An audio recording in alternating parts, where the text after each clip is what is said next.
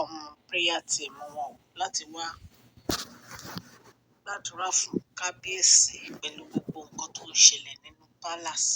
Gist tèmi nìyẹn, ẹ̀yin èèyàn lé. Orúkọ mi ni Máṣọlá o, mo dẹ̀ máa ń sọ Yorùbá lórí channel mi, mo máa ń sọ̀rọ̀ nípa celebrity gist and royal gist.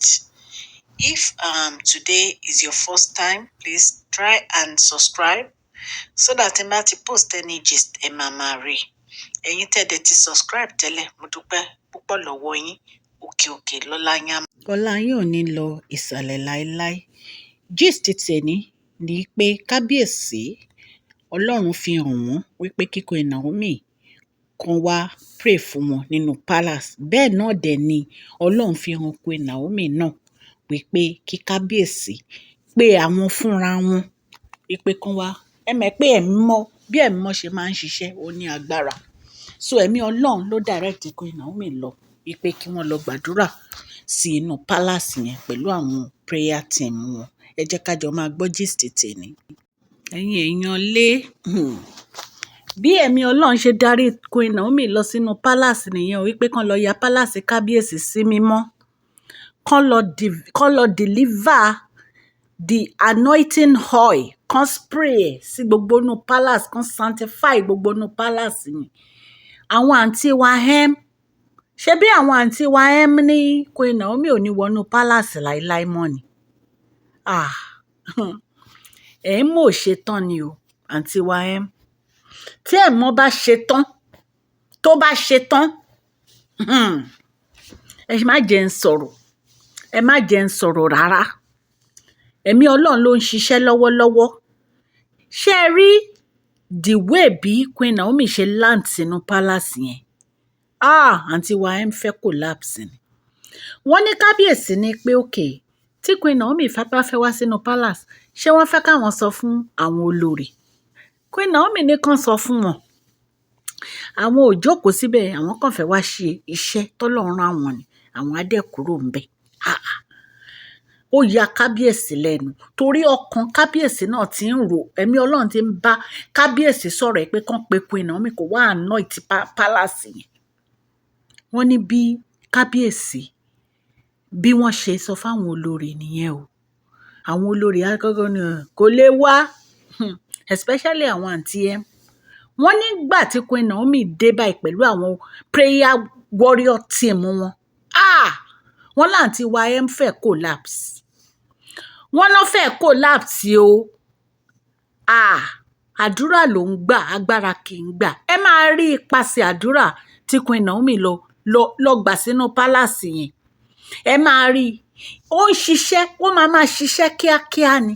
Kò ń ṣe pé bóyá nǹkan kan máa hold ẹ̀. Ó máa ṣiṣẹ́ kíákíá ni. Ọlọ́run kò ní fi Queen Naomi sílẹ̀ o. Ẹ̀mí mọ́ tó ń bá wọn gbé kò ní fi wọ́n sílẹ̀ o. Wọ́n ní àǹtí wa wọ́n ní wọ́n fẹ́ collapse ni o. Ogun ti bàjẹ́, ogun ti súnkó. Ọlọ́run ń fi àwọn ọmọ tiẹ̀ sílẹ̀ o. Ọlọ́run ń fi àwọn ọmọ tiẹ̀ sílẹ̀ o.